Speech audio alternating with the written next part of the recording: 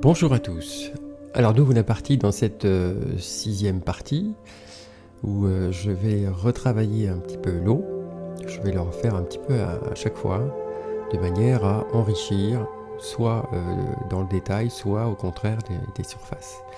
Là ici, je voulais justement revenir un peu sur cette partie pour faire en sorte que ces ondulations soient un petit peu moins visibles. Et en même temps, sur le côté, là où je suis, je voulais revenir un petit peu dessus de manière à assombrir légèrement les zones claires. Oui, voilà, comme ça. Voilà, c'est tout ce travail de finition, ce travail d'enrichissement dans des zones un petit peu localisées, comme ça, d'être un petit peu plus précis à chaque passage. C'est un peu comme une lecture, j'appelle ça une lecture. La question c'est qu'est-ce que je peux faire pour améliorer, pour développer davantage soit l'eau, soit la végétation, soit les éléments plusieurs fois d'affilée, une fois que c'est sec en fait. Et je trouve ça très, très sympathique, cette manière de faire, parce qu'elle permet la réflexion.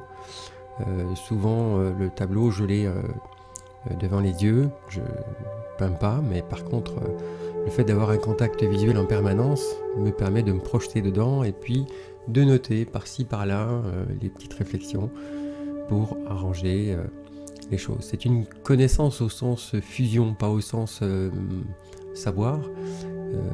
Être en contact avec en permanence, ça me permet justement de bien rentrer dedans, aussi bien sur un plan technique que sur un plan artistique, c'est-à-dire enfin, émotionnel je veux dire. Et ça permet justement d'apporter ces petites touches. Donc là ici les verts un petit peu juste avant, les couleurs plus claires en dernier. Voilà, ici il y a des petits reflets de surface qui sont assez sympas. Ça vient repousser un petit peu au fond ces éléments d'ondulation que je voulais un peu moins présents. Voilà, je ne détaille pas encore les ondulations de surface. Je vais d'abord faire les arbres de l'avant-plan. Faire cet avant-plan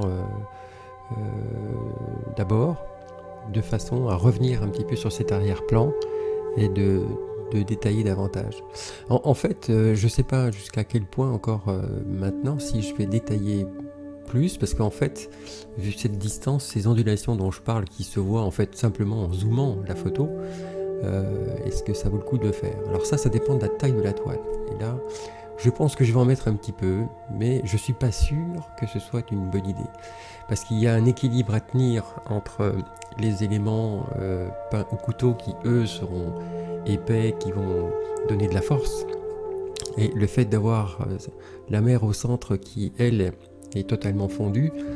Si je viens rajouter trop d'éléments, il y a trop de choses à voir, on se perd un peu dans les détails et c'est pas forcément mieux. Il y a un équilibre à tenir. Alors, je vais faire cet avant-plan d'abord et ensuite voir ce que ça donne. Et en fonction de ce que ça donne, je vais décider ou pas de faire ces ondulations plus précises. Je suis pas sûr que ce soit une si bonne idée que ça. Voilà, donc ça sera à noter pour la suite. Alors je commence par positionner les arbres en faisant un noir artistique, c'est-à-dire un mélange de bleu outre-mer foncé avec un terre d'ombre brûlé. Ça permet, à tendance brun, puisqu'en fait on est dans les arbres, dans les écorces, donc c'est plutôt à tendance brun.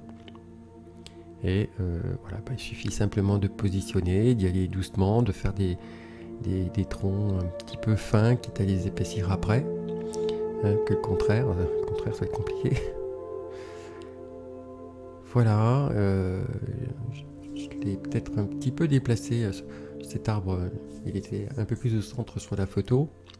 Alors bon, donc il faut éviter les éléments qui sont au centre, plutôt les décaler un petit peu, ça fait des profondeurs de champ plus intéressantes.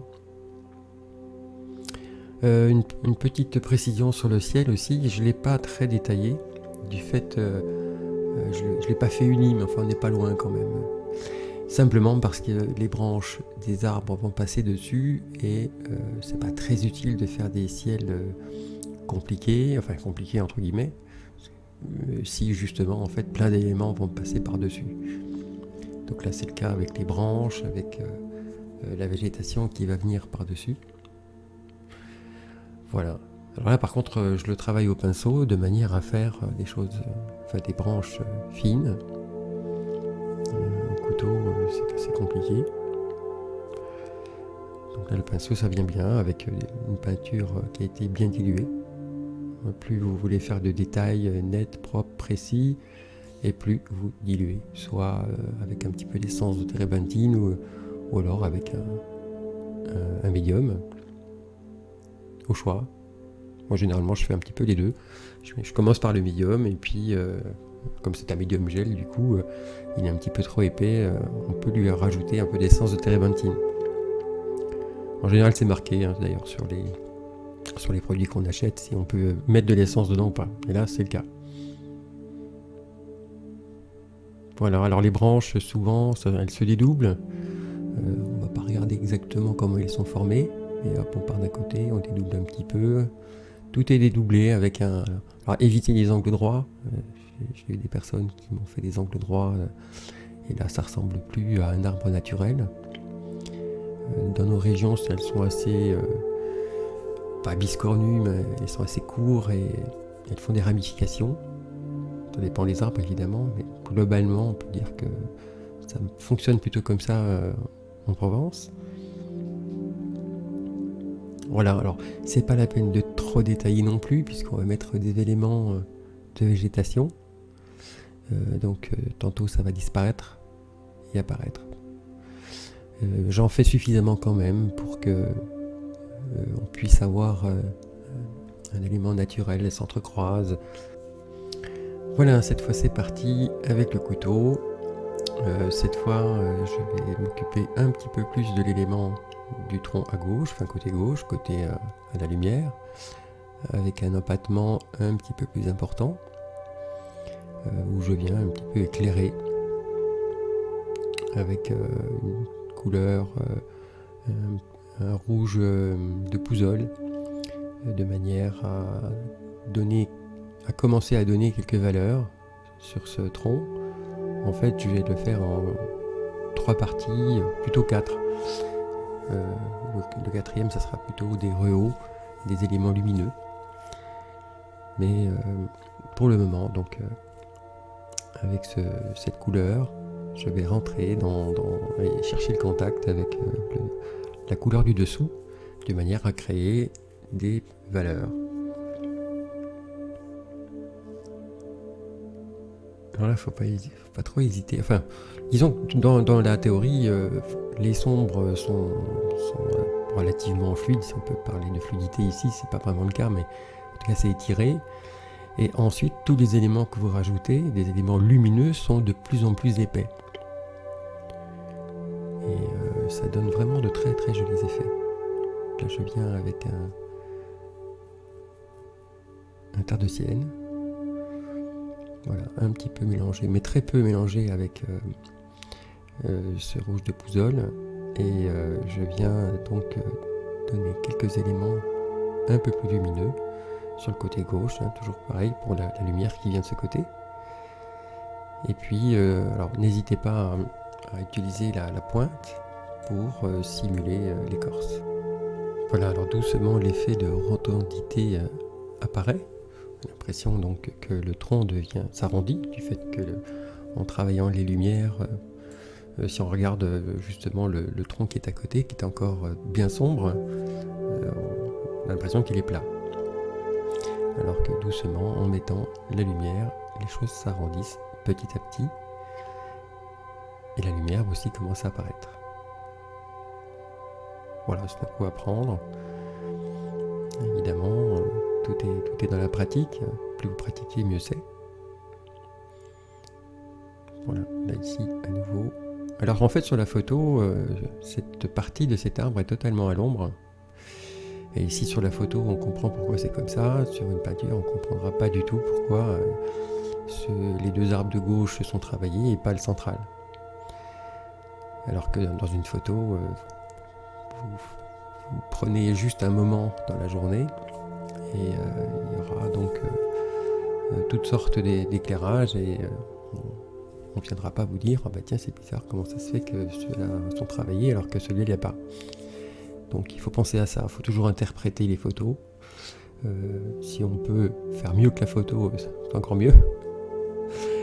Mais il faut raisonner le tableau, c'est pas du tout pareil.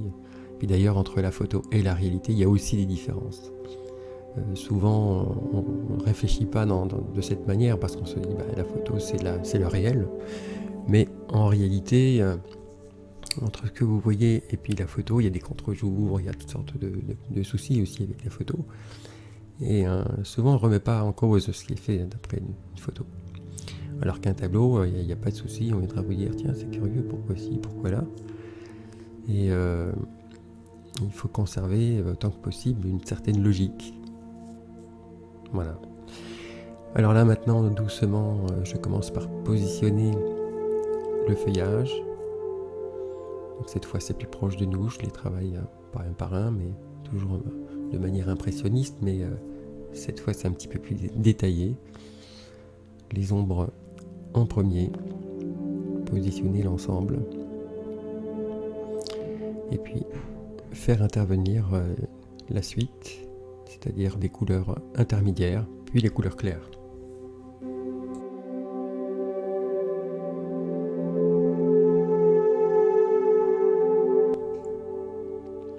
Alors le piège ici, c'est de mettre des couleurs claires partout, puisqu'en fait la lumière étant présente sur le haut, là, un petit peu sur les côtés, et encore sur le dessous, un petit peu, mais légèrement. Et on a vite fait en fait de trouver ça joli et puis d'en mettre partout. Bon, alors qu'on fasse quelques effets, c'est entendu, mais voilà, n'oubliez pas ça. Alors maintenant, en avant pour cette végétation qui est à la base. Là, pareil, là je fais ça au couteau. Travailler beaucoup avec la tranche, la pointe, même si la pointe est arrondie. Ça permet de donner l'illusion de détail, travailler en épaisseur, surtout quand vous allez dans les couleurs claires. Et n'oubliez pas aussi les ombres au sol, ce qui veut dire qu'il y aura donc des herbages qui seront bien foncés et des herbages qui seront bien à la lumière. Conservez la logique. La logique, ça reste la règle de base dans tout ce que vous entreprenez en peinture, que ce soit du paysage, que ce soit n'importe quoi d'autre. Voilà. Là, je cherche à faire plutôt un ensemble d'herbages. Je ne suis pas encore dans le détail, même si je fais un petit peu de détail quand même. Dès que je suis dans l'éclair, j'en profite pour commencer à être à la fois précis et imprécis en même temps. Ce qui n'est pas facile, c'est d'être crédible, de faire quelque chose qui donnait la sensation, l'impression d'un ensemble d'herbages. Voilà, là je commence à poser à la fois les ombres au sol des pierres et des pierres elles-mêmes. Pour le moment, on ne fait pas la différence entre les uns et les autres. Ça va venir par la suite. Voilà. L'idée, c'est de texturer l'ensemble de ce chemin, enfin c'est pas un chemin, cette partie de terre où il y a beaucoup de pierres.